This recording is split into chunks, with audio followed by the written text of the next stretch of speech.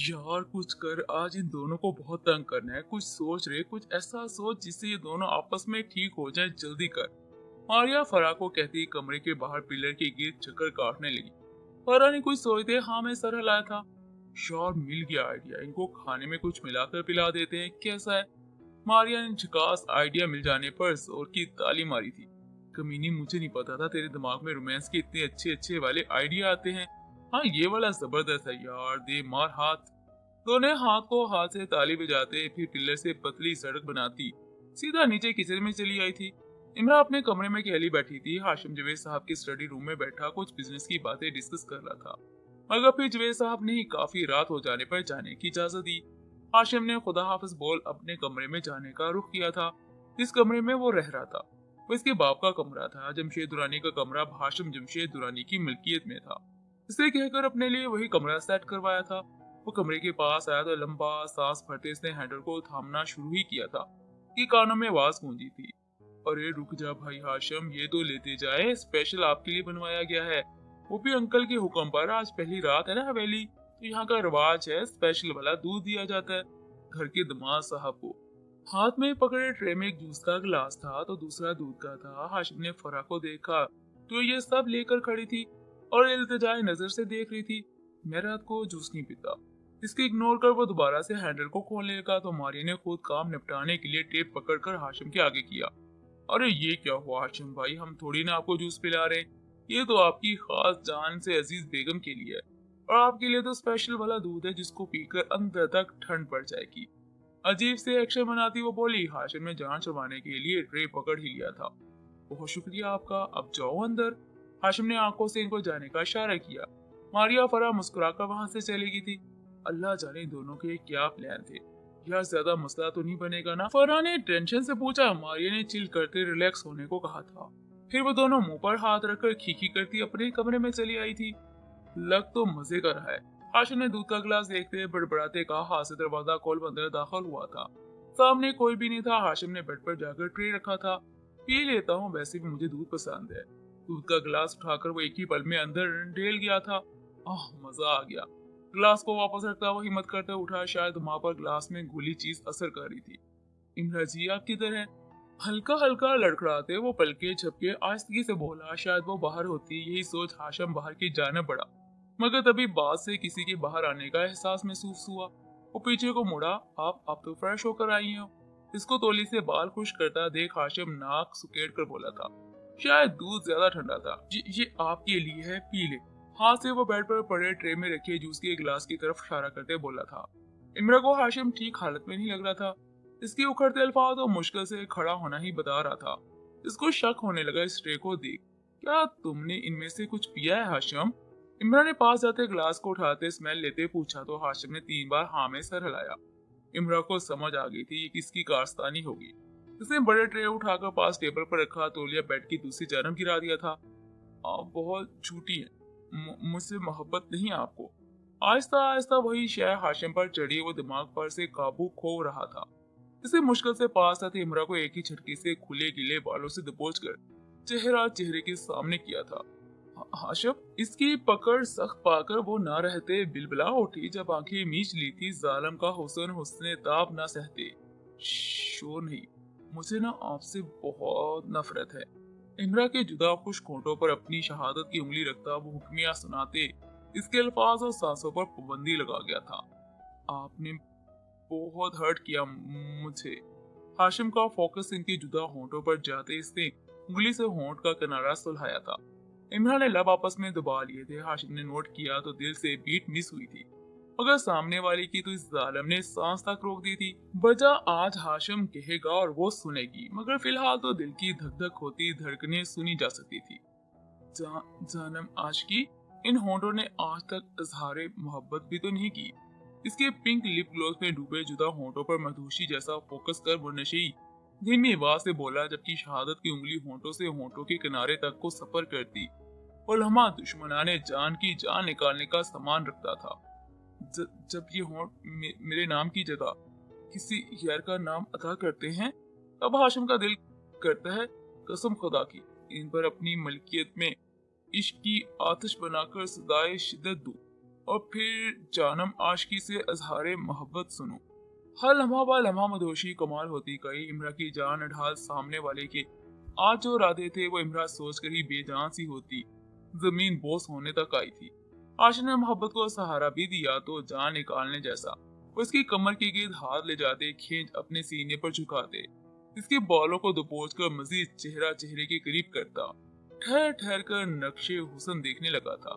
कभी झुकी पलके तो कभी सुर्ख होते गाल, कभी जब इन गुस्ताख नजरों की ताब में ये कपकपाते जुदा लब ठहरे, तब हाशिम मुकम्मल बागी आशिक बना। ये क्यामत होंठ मेरा सहारा मांग रहे, अगर इजाजत हो क्या थाम लूं इन सांसों को। इसने मजीद होंठों पर झुकते खुद की जात पर लगने वाले हर गुस्ताखी के इल्जाम पर इकरार किया था, जबकि हाशिम की गर्म झुलसाती सांसें इमरा के होंठों पर गिर रही थी, जिन्हें ना चाहते हुए भी जानम आशिकी को पीना पड़ रहा था। क्यों इम्तिहान बना रहा है हर गुजरते लम्हे को, अगर समेट नहीं रहा तो बिखरने भी नहीं दे रहा था। ऐसा इश्क था इसे सामने वाले हाशिम दुरानी को। जानम आशिकी इमरा की अभी तक ना उठी पलकों से जवाब समझते हाशिम एक ही पल में सांसों की गुस्ताखी कर जानम आशिकी की हर सांस अपनी जागीर बना गया था। मधोशी जैसा सरूर चढ़ा तो वो इमरा के बालों की पकड़ नरम कर गया। फिर इसी पल को महसूस कर इसे नरमी से इमरा के गाल थामे, फिर सितम ये के पहले से भी ज्यादा करीब किया। वो दोनों कुर्बतों में उलझ रहे थे और हाशिम दुरानी ये उलझने सुलझाने को आता ही कहाँ था। इमरान ने खुद की जात कैदी करार देते इसकी शर्ट को दबोचा। शिद्दत सांसों में पनाह लेती इससे पहले इमरान ने इसको दूर करने के लिए मुट्ठी की पकड़ छोड़ सीने पर जोर से मुक्के दे मारे। हाशिम ने एक ही पल में आजादी देकर सामने वाले की सांसें बश्क दी थी। हाशिम अपना आप संभालती वो नढाल सी होती, नजरें झुकाए उल्टे पांव पीछे होते बेड पर जा बैठी थी। शायद वे समझ से मजीद कुछ ज्यादा ही नर्वस हो रही थी, या फिर दिल मजीद गुस्ताखी से डर रहा था, इसलिए जालिम के पास खड़े होने तक की हिम्मत ना थी। तभी दूर जा बैठी। हाशिम आंखें सुकेट इसी को देखे जा रहा था। आपने थप्पड़ क्यों मारा है? जरा हिम्मत करते वो चाल ठीक चलते इमरा के पास आया। कितनी मुश्किल से रिहाई मिली थी इसको, वो फिर से कैद करने पास आ रहा था। मगर इस लड़की के हवास तब बिगड़े जब इस नशेई मजनू को अपने कदमों में बैठते देखा। और नशे में भी जानम आशिकी का गुलाम रहना चाहता था। उठो यहाँ से हाशिम। इमरा के घुटने पर हाशिम ने सर रखा तो इमरा को अजीब लगा। इसने हाशिम को उठाना चाहा तो इसी पर हाशिम ने इमरा का हाथ पकड़ लिया था। मुझे आज मम्मा पापा बहुत याद आ रहे हैं। घुटने पर सर टिकाए इसने इमरा का थामा हाथ अपने गालों से लगाया था। इमरा से आज पहली बार हाशिम ने ऐसी बात की थी। एक पर गुजरी थी तो दूसरे पर ये अल्फाज क़यामत थे। आप भी छोड़कर चली जाती हैं, फिर सब चले जाते हैं। आप भी तो दूसरी शादी कर लेंगी और मैं फिर तन्हा अकेला रहूंगा, जिसका कोई अपना नहीं। क्या मुझसे कोई प्यार व्यार नहीं करता? आंखें बंद कर वो सहमे गमगीन टूटे फूटे लहजे में बोला था। सितम तो तब हुआ जब इमरा ने अपने हाथ की हथेली हाशिम के आंसू से नम पाई। किसने कहा था तुमसे कि इमरा छोड़ देगी अपने बर्गर को? इसके साथ नीचे जा बैठे इमरा ने पहले तो ये नम आंसू साफ किए, फिर इसको जोर से हक किया और वो देखता रह गया। आपने अपने हिसार में लेता हाशिम धीमी आवाज से इस्तेफादा करते हुए इमरा को मजीद खुद में छुपाने लगा था। पागल मत बनो, तुम हमेशा से मेरे हो समझे। तुम अब उठो यहाँ से और ऊपर लेटो। जैसे तैसे कर इसके मजबूत सीने से आजाद होती वो हाशिम का बाजू पकड़ती इसको बेड के ऊपर बैठाती बोली थी, जब भी सोता हूँ आप छोड़कर चली जाती हैं। मैं आंखें नहीं बंद करूंगा, मुझे हमेशा आपको देखना है। इमरान ने इस पर कंफर्ट दुरुस्त किया तो हाशिम ने दिली खौफ से कहा था। इतना ही डरता था वो इमरा को खोने से। तुमको पागलों की तरह चाह ना लूं, अपनी मोहब्बत का यकीन ना दिला लूं, तब तक कहीं पर नहीं जा रही। अभी तो तुम्हें बहुत तंग करना है मुझे, इसलिए ये फजूल की सोचे मत लाया करो। मैं हमेशा तुम्हारी होकर तुम्हारे पास हूँ। माथे पर झुककर बोसा देती वो हाशिम के दिल तक को सुकून दे गई थी। जितनी भी इस दूध में मिली शय से चढ़ी थी वो आहिस्ता आहिस्ता उतर रही थी, मगर दिमाग नींद मांग रहा था। आप मेरे साथ लेट जाएं ये समझ कर के मुझे बंद आंखों से ज्यादा खुली आंखों से आपको देख कर सुनहरे ख्वाब आते हैं। जाने वाली की कलाई पकड़ता वो नरमी से अल्फाज बोलते सामने वाली को रुकने पर मजबूर कर गया था। इमरान ने हल्की मुस्कुराहट से हाँ में सर को जुबश दी। दूसरी साइड पर जाते इसने तौलिया सोफे पर रखा, फिर दोबारा पास आते इसके साथ लेट गई थी, क्योंकि वो जानती थी महबूब के कुछ मांगने पर अगर जान तक हासिल न की जाए तो इश्क किस काम का। हाशिम तुम मुझे बताओगे कि तुम्हें ये जूस और दूध का ट्रे किसने दिया था? आहिस्ता से हाशिम के बात सुलझाती वो धीमी सी बोली थी, मगर मुकाबल से कोई रिस्पॉन्स नहीं मिला क्योंकि हाशिम आंखें बंद कर कर शायद सो चुका था। वो तो यही समझ सकती थी, प्लीज अल्लाह सब ठीक कर दे, मैं और बर्दाश्त नहीं कर सकती, मेरा हाशिम आज फिर रोया है। मुझे नहीं पता मगर मैं अब हाशिम को सब सच बता दूंगी, फिर चाहे जो मर्जी सजा दे वो मुझे, मगर नफरत तो मत करे मुझसे। दिल में अपने रब से मदद तलब कर दी। इमरान एक बार फिर से इसके माथे पर झुककर अपने होंठों से शिद्दत भरा बोसा दिया था। वो वापस को पलटी ही नहीं थी कि दिल कहता था कि गालों को छू लो। इमरान, हाय अल्लाह जी, मैं तो ऐसी ही नहीं थी। पहले पहल इसने इनकार की हिम्मत की, दिमाग ये कहता था कि शुक्र आप बख्शिश हो गई, मगर दिल कहता था कि फिर से सजा लिखी जाए। नसीब में इसने बागी ना समझ नदान दिल की मान आंखें बंद कर हाशिम के गालों पर किस किया। इसकी हल्की सी नुमाया शेविंग की चुभन से वो फौरन से दूर हुई थी, अपने होंठों पर शहादत की उंगली रख दी। शादी पर बादशाही लुकिंग के लिए शेविंग रख रहा हो, अभी से आदत डाले चुभन की, रफ्तार रफ्तार काम बढ़ता जाएगा, अभी से तैयारी अच्छी है। अपने साथ लेटी इमरा को पल भर में कमर से खींच अपने सीने पर झुकाते वो निशाई नींद में ही बड़बड़ाया था। शायद अभी तक नींद मुकम्मल तारी नहीं हुई थी। इमरान ने तो सांस ही रोके रखा था, चेहरे पर जो चेहरे के ज्यादा ही करीब था। इमरान ने हाशिम की हल्की सी स्माइल नोट की तो जल्दी से पीछे को हाथ करती कुशन को थाम लेती है। जानम आज की वो फिर से वही इरादे रखता था जो इमरान अच्छे से समझ गई थी। इसी पल कुशन से हदें बना ली थी, मगर हाशिम भी हाशिम था। इसने कुशन को मजबूती से दबोच कर खींच से दूर फर्श पर गिरा दिया था। आज के बाद ऐसा मत करिएगा। मैं बेशक आंखें बंद कर लूं, मगर दिल को तस्कीन आपके होने से होती है। मेरे अंदर उतरती है ये महकती सांसें इसकी गवाही देती हैं। मेरा इश्क कितना पास कितना दूर है। हाशिम ने भी अभी तक बंद आंखें ना खोली थी। इमरा को वो कोई बंद आंखों पर कैमरे लगाए हुए लग रहा था। चेहरा संजीदा नजर आता था। हैरत तो तब हुई जब हाशिम ने इमरा का सर अपने सीने से टिका दिया था और नरमी से बाल सुलहाने लगा था। राजी ये सोता क्यों नहीं है? इमरा यूं ही साकत लेटी रही, इंतजार करती रही वो कब सोएगा, कब आजादी मिलेगी। कुछ देर के बाद जब इसको हरकत करता ना देखा तो शुक्र अदा करती इमरा ने ना चाहते हुए भी इसी का सहारा लिया और सर सीने पर टिकाए हक कर आंखें बंद की, मगर चेहरे पर हल्की सी दिलबर मुस्कुराहट आया थी। आप ये ऑक्सीजन मास्क मत उतारिएगा, इनको सांस लेने में दुश्वारी होगी। जब ये खुद ना कह लें तब तक आप इनका मास्क मत उतारिएगा। वो ख्याल रखने में लापरवाही नहीं करनी। डॉक्टर ने निजाम के हाथ पर से नर्स दबाई। फिर से सब ठीक महसूस कर इसने पास खड़े होते पीछे मुड़कर सोफे पर बैठी इर्श को देखा, जो कमरे में सबको इग्नोर करती अपना फोन यूज कर रही थी। डॉक्टर को अजीब लगा। इर्श ने सरसरी नजर हटाई। फोन से डॉक्टर इसी को देखे जा रहा था। इर्श ने हैरत से आंखें दिखाई। मरा तो नहीं ना? ओके गुड जॉब, अब आप जा सकते हैं। इर्श ने फोन सोफे पर ही रखा और चलते हिजाम के सर पर जाकर खड़ी हुई। इसने सरता पैर जायजा लिया। दोनों हाथों की कलाइयों पर ड्रिप लगी थी। चेहरा मास्क को कवर करता था, मगर इसे बाहर निकलती ऑक्सीजन से चेहरा वाज़ेह नजर नहीं आता था। रुके, डॉक्टर को कमरे से बाहर जाता देख इर्श ने कुछ सोचते स्पष्ट लहजे में बोला था। डॉक्टर इसी वक्त रुका था। इसको बीमारी कौन सी है? हजाम के चेहरे को देखते वो लापरवाही जाहिर करवाते बोली। डॉक्टर को अजीब लगा इसका बीमारी पूछना। क्या आप नहीं जानती इसको कौन सी बीमारी है? डॉक्टर सीरियस होते और मुकम्मल तवज्जो इर्श की तरफ कर गया था कि वह हिजाम की बीमारी को लेकर इतनी नॉर्मल कैसे रह सकती है। पागल मत बनिए, अगर पता होता तो आपसे पूछती, मगर खैर मुझे नहीं जानना। Good by doctor. हाथ के इशारे से बाहर को रास्ता दिखाते वो बेजारी से बोली थी। डॉक्टर अपना आईब्रो उचकाया। इसके दिल का बाईपास होना है, वजह दिल में सुराख है, सांस तभी ठीक तरह से नहीं आता, मगर खैर अब आप जान ले तो अच्छा। ये बीमारी इनको 2 साल से है, मगर अब ये ज्यादा बीमार रहे तो अगर इनका इलाज ना करवाया गया तो मुश्किल है जिंदगी। मुझे इसको बाहर का रास्ता दिखा रही थी। इनके हाथों पर इन अल्फाज ने रस्सी डालकर रोका और मुकम्मल वजूद साकत सी हुई थी।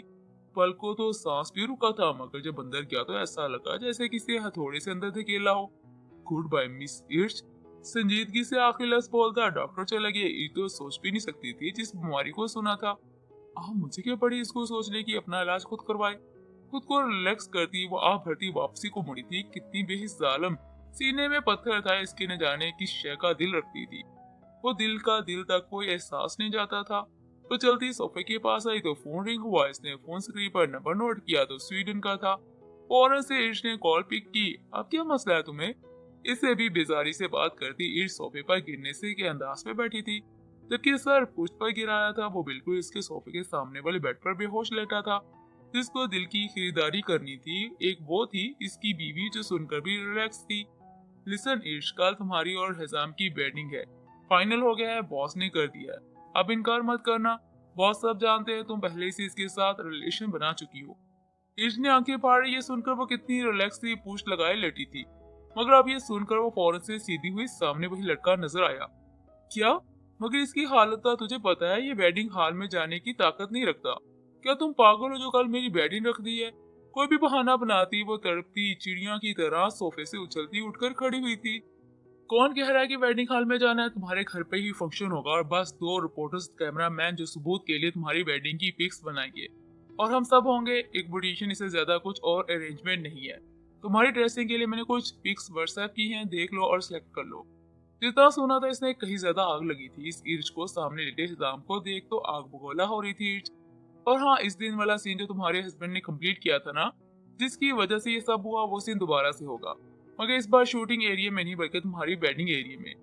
एक ही सांस में बोलती स्वीडन ने हिम्मत दिखाई। डर भी लगता था इस पागल लड़की से, मगर नौकरी भी तो करनी थी। बकवास बंद करो स्वीडन, जो मुंह में आया है बक देती हो।